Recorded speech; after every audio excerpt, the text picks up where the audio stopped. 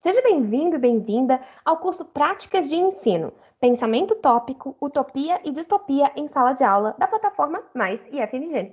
Eu me chamo Melissa de Sá, sou doutora em literatura e possuo experiência na área de literaturas utópicas.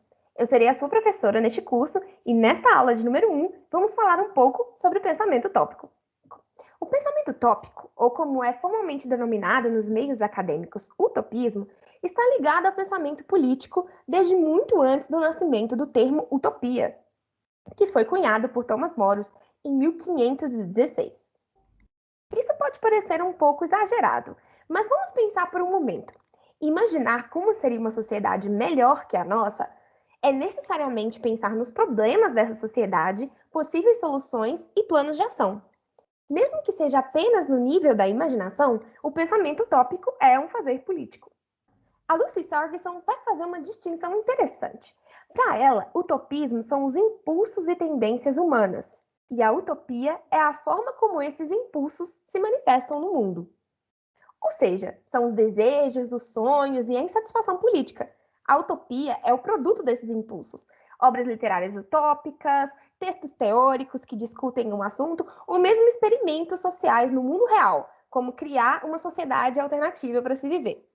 Nesse curso, vamos falar das utopias literárias e também daquelas que estão presentes no cinema e no audiovisual. O pensamento utópico, assim, faz muito mais parte da nossa vida do que nós inicialmente pensamos. Toda vez que desejamos algo no nível social, e não apenas individual, estamos adentrando o espaço dos utopismos. Entramos também, inevitavelmente, no campo da política. Porque se alguém imagina como seria uma cidade melhor, com transporte público mais eficiente, por exemplo, e como seria viver nessa cidade e que soluções seriam necessárias para que isso acontecesse, essa pessoa está questionando seu atual ambiente político. A Ruth Levitas define utopia como uma reconstrução imaginária da sociedade. E aqui eu vou citar um pouquinho essa autora. Ela diz: a utopia é a construção ou constituição da sociedade como ela é, como poderia ser, como não poderia ser, como poderia ser desejada e temida. Nós vamos discutir que esse exercício metodológico é tão natural quanto fundamental para as sociedades humanas. Discutir os mundos possíveis é uma chave para discutir o mundo que vivemos agora. Nada diz melhor dos sonhos, ansiedades e desejos de uma sociedade mais do que um modo como esta projeta o seu futuro. Um outro autor, chamado Lyman Towers Sargent, mas não se preocupem com os nomes, é só para a gente deixar as nossas referências claras, vai chamar isso de sonhar social. Os sonhos e pesadelos que interessam os modos com que grupos de pessoas organizam suas vidas. Vemos aqui um aspecto importante do pensamento utópico, que é a coletividade. O utopismo não existe em escala individual, mas apenas na dimensão coletiva. Um desejo para uma única pessoa é apenas um desejo, mas quando se adentra a dimensão social e passa-se a desejar algo em escala comunitária, estamos falando de pensamento utópico. É importante ressaltar que esses sonhos e desejos, esse sonhar social, possui também sua manifestação negativa. Por isso, imaginar o pior que poderia acontecer socialmente, imaginar uma cidade decadente ou conjecturar sobre os modos mais nefastos de se organizar, também são parte do pensamento utópico. Mesmo que sejamos pautados pelo medo, ao imaginarmos arranjos sociais ruins, também estamos no debate político do nosso tempo. Então, por mais que associemos a palavra utopia a coisas positivas, ela também tem suas manifestações negativas, como nós veremos nesse curso. A sala de aula é um espaço para o pensamento utópico por excelência.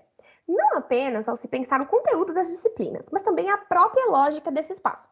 Professores e estudantes formam um debate contínuo de sonhar social, seja esse debate formalizado ou não. Os desejos humanos do coletivo perpassam os espaços e na escola eles talvez ganhem uma maior proeminência por atravessarem um ambiente de formação.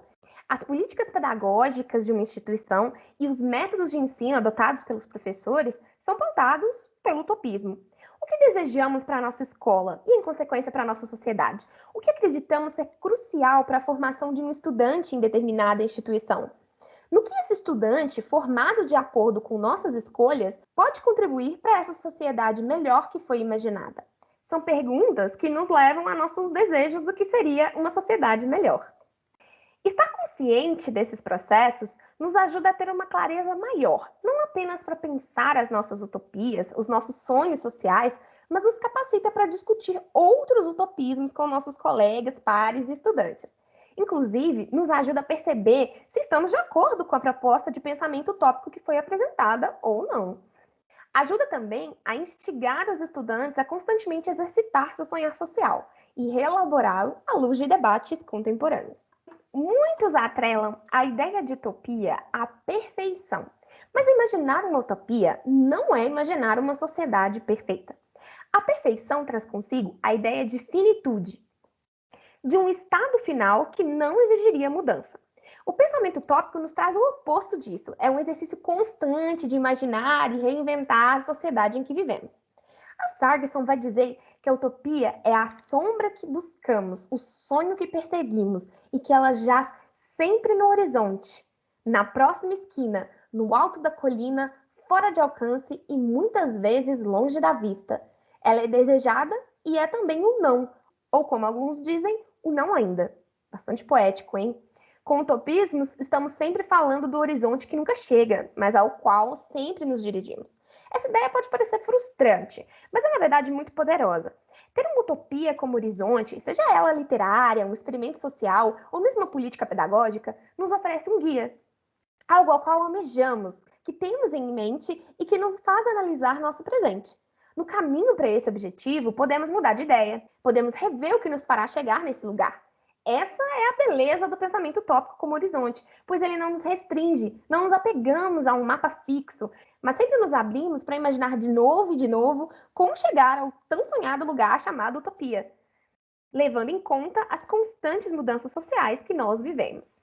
As utopias sempre dialogam com o que há de mais contemporâneo em uma determinada época. Entrar em contato com utopias, e de novo, não importa se elas sejam literárias, sociais, teóricas, nos faz entrar em contato também com os conflitos sociais da época em que aquela utopia foi feita. E a partir disso, podemos entender um pouco mais sobre essa época. Por exemplo, a série de TV da Netflix Expresso do Amanhã é uma utopia. É a manifestação audiovisual de um pensamento utópico. Nesse caso, esse pensamento é negativo, pois temos uma história de um mundo destruído pelo aquecimento global, em que o que sobrou da humanidade habita um trem onde a primeira classe tem tudo e aqueles que estão no fundo do trem não têm nada. Temos uma tensão de classes, uma preocupação com a desigualdade social e o desejo de que o trem poderia dividir seus recursos igualmente entre as pessoas. Essa obra de 2020 diz muito sobre as preocupações da segunda década do século XXI, aquecimento global e as consequências e os problemas de um capitalismo pautado na exploração. Uma pessoa do século XXII, por exemplo, poderia usar o Expresso da Manhã para entender melhor esse período da história. Afinal, essa pessoa do futuro poderia se perguntar por que as pessoas dos anos 2010 se preocuparam tanto com esse assunto ao ponto de criar uma série de TV sobre ele? O quão importante era essa pauta para as pessoas da época? Obviamente que o estudo das obras utópicas não substitui os estudos históricos, mas pode fornecer uma porta de entrada estimulante para certas discussões, especialmente em sala de aula. Outro aspecto importante do pensamento utópico é a possibilidade de se imaginar alternativas para se viver. Isso porque, ao imaginarmos um mundo melhor, estamos inevitavelmente focando nos problemas do nosso mundo agora e pensando em soluções. Nesse sentido, o utopismo nos move em direção à mudança, servindo como uma força propulsora de transformação social. Isso não quer dizer que obras utópicas sirvam como guias para o futuro. Não é sobre isso. Obras utópicas não preveem o futuro. Elas servem para alargar os nossos horizontes, a pensar em soluções diferentes para os mesmos problemas, a enxergar o status quo sob um ângulo diferente. Mas mais importante, obras utópicas mostram que alternativas sociais são possíveis, que há outros modos de se viver. Utopias são experimentos da imaginação.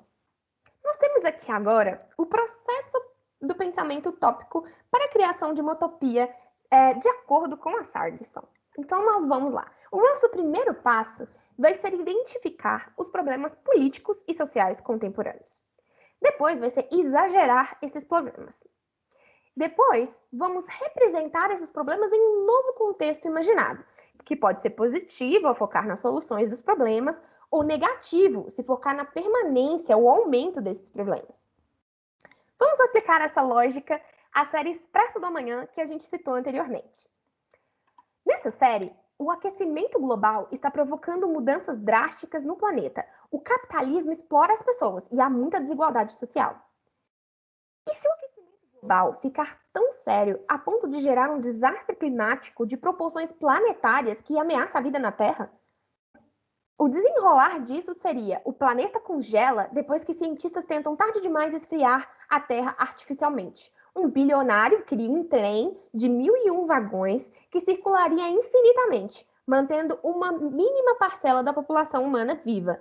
Mas não houve discussão sobre a exploração do capitalismo que estava acontecendo anteriormente. Por isso, nesse trem, há uma divisão de classes, onde a primeira classe vive no luxo e as pessoas no fundo do trem vivem em condições subhumanas.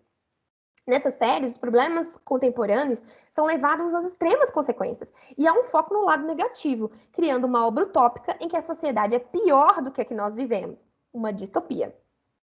Mas nós vamos chegar lá ainda. Sendo uma manifestação do pensamento utópico, as utopias são, como a gente viu, relevantes na discussão de problemas sociais contemporâneos. A proposta desse curso é utilizar obras utópicas em sala de aula através de práticas de ensino que foquem em um debate transdisciplinar. A gente tem algumas vantagens em se utilizar utopias em sala de aula, especialmente as que são criadas na literatura, no audiovisual e no cinema. Exercitar o pensamento utópico, tanto na criação de utopias, quanto na reconsideração e análise das utopias que já existem. Trabalhar a capacidade analítica no processo de ensino-aprendizagem, com que estudantes considerem aspectos complexos do tecido social. Favorecer a imaginação para a resolução de conflitos e criar alternativas para problemas correntes. Incentivar o pensamento crítico pautado na análise de contingências. E estimular a discussão de ideias diversas e plurais. Não existe uma faixa etária para discutir o pensamento utópico e obras de utopia. Obviamente, há de se observar a temática e o conteúdo a ser trabalhado em cada série, em cada faixa etária. Mas estudantes de todas as idades são capazes de sonhar social. Eu dou um exemplo aqui do livro A Cidade das Sombras, da Jeanne Dupro, que é uma obra literária de pensamento utópico bastante completo, bastante rico, mas destinada ao público infanto-juvenil.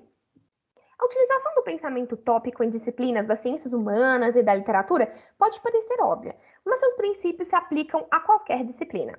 Seguem exemplos ligados à série Expresso da Manhã que a gente estava discutindo anteriormente. Na física, poderíamos nos perguntar, por exemplo, por que a solução do trem, que contorna infinitamente, é uma solução para que os humanos possam sobreviver ao congelamento da Terra. Podemos também pensar em quais princípios regem o funcionamento do trem. Existiria uma outra opção para lidar com essa questão? Quais são as limitações e vantagens do modelo do trem como modo de sobrevivência? Na área de mecânica, a gente pode se perguntar como teria que ser feita a construção desse trem para que ele pudesse ser sustentável. Quais os problemas essa sociedade teria que enfrentar em relação à manutenção desse trem e como solucionar esses problemas? Em matemática, a gente pode pensar como solucionar as questões do racionamento de alimento. Quantos vagões seriam necessários para acomodar os suprimentos, considerando a dieta básica de um ser humano? E como seria diferente se o trem dividisse sua comida igualmente entre as pessoas e não por classes? Em química, a gente pode pensar em como funciona a conservação de alimentos, o que seria necessário para conservar adequadamente os alimentos desse trem. E medicamentos, como seriam produzidos, e material de limpeza, como evitar o perigo de contaminação química dentro desse trem. Em biologia, podemos pensar em quais as consequências de um ser humano viver sob luz artificial durante toda a sua vida. Como uma epidemia poderia se desenvolver no trem e como contê-la? Como fazer o descarte de matéria orgânica? Como manter as condições de higiene no trem? Essas questões podem parecer técnicas, mas levam a considerações profundas sobre a vida em sociedade. Afinal, toda decisão técnica possui impacto na organização social. No caso do nosso exemplo, na vida do trem, a divisão de suprimentos feita matematicamente e a manutenção do trem tem consequências dentro dessa ficção, assim como os demais exemplos citados. Pesar essas decisões é um exercício de pensamento utópico que serve para impulsionar soluções criativas que consideram o fator humano. Sonhar social é levar em conta conhecimento e material humano. Como nós vamos prosseguir nesse curso? Nós vamos conhecer os principais gêneros literários dentro das obras utópicas. Vamos falar de utopia, utopia falida e distopia. Serão apresentadas as definições desses conceitos.